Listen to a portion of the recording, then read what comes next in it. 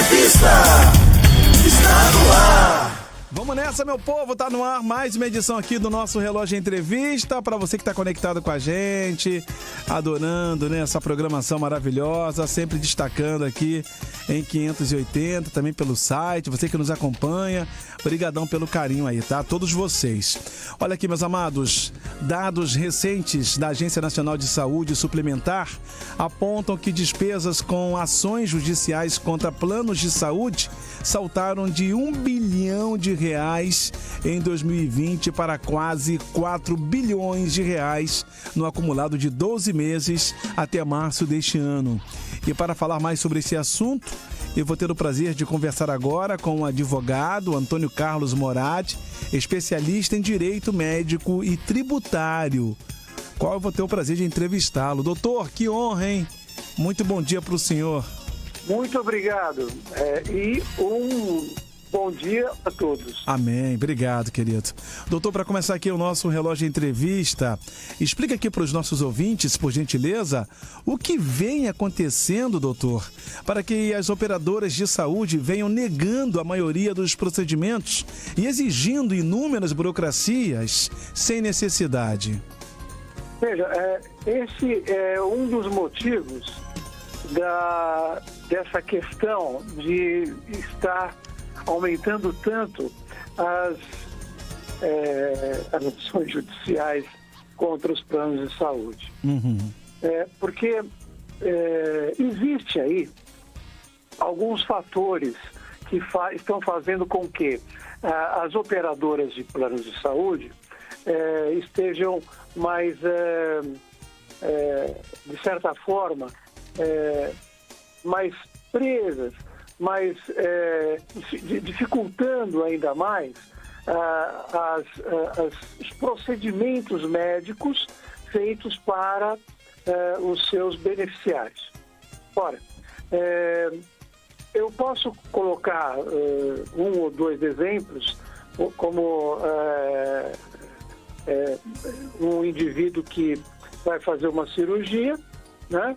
E passa por um corpo, segundo eles, né, de médicos ali, e nesse grupo eles analisam e verificam se realmente aquela cirurgia é necessária ser feita, né?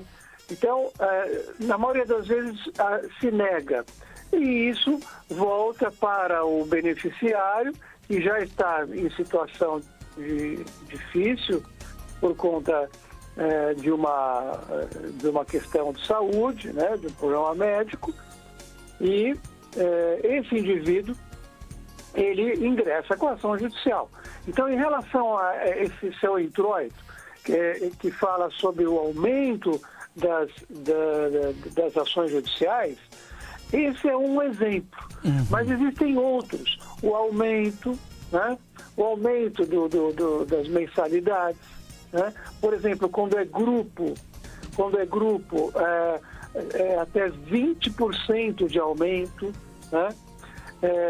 Os planos individuais e de famílias, né? Eles estão subindo acima da inflação. Então, são várias as situações. Então, desde questões médicas em si, até questões financeiras. Entendi. Agora, doutor, a segunda pergunta aqui é a seguinte: o que o beneficiário deve fazer em casos assim? E em casos de urgência, por exemplo, como proceder? Então, olha, não é tão difícil quanto o consumidor pensa que é. Em primeiro lugar, a Agência Nacional de Saúde, ela é bastante arrojada em relação a isso. Então, a ANS, ela tem como, de certa forma, obrigar, se a situação realmente é pró-consumidor, ela tem condições de obrigar a operadora a prestar o serviço, né? Ela vai analisar, vai encaminhar para a operadora vai responder. É como se fosse um processo administrativo, mas é muito rápido. E, se for insatisfatório, a operadora pode proibir que, ou melhor, a ANS pode proibir que a operadora faça novos contratos com novos beneficiários que queiram entrar naquele plano. E também pode cobrar multas, pode multar as operadoras. Isso é bom para o consumidor. Se isso não der certo, aí tem que procurar um advogado mesmo e ingressar com medida judicial, porque na maioria das vezes, o beneficiário, o consumidor, ele tem uma grande vantagem em juízo. Certo. Agora, em questão de procurar um advogado, doutor, explica pra gente. O PROCON também pode ajudar nesses casos? Se sim, como? Secundariamente, sim. Ele pode ajudar e muito. O PROCON é muito proativo. Realmente, o beneficiário é um consumidor, porque ele está recebendo um serviço. Se o serviço está com um defeito, é óbvio que isso se enquadra no Código de Defesa do Consumidor, em vários artigos. E, portanto, o PROCON e seus advogados, eles vão atrapalhar bastante. Inclusive, eles vão também acionar, eles também podem acionar a Agência Nacional de Saúde, a ANS. Certo. Agora, só lembrando aqui, doutor, aos nossos ouvintes, né, que de repente ligou o rádio agora, eu estou tendo o prazer de falar com o advogado Antônio Carlos Moradi, especialista em direito médico e tributário, tá, gente? Estamos falando aqui sobre a alta em judicializações contra planos de saúde. Grande advogado, doutor Antônio Carlos Moradi.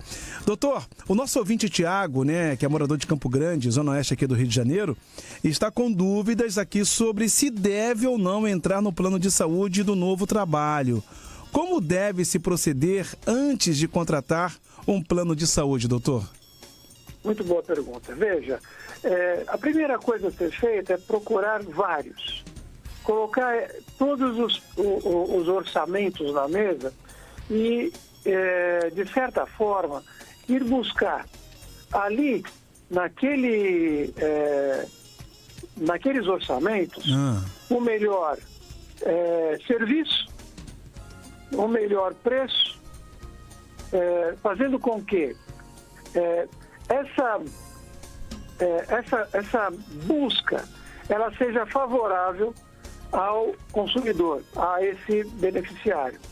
O custo com o benefício, né, tem que estar equilibrado, tá? Custo com o benefício. E tem que analisar também nesse contrato os riscos, tá?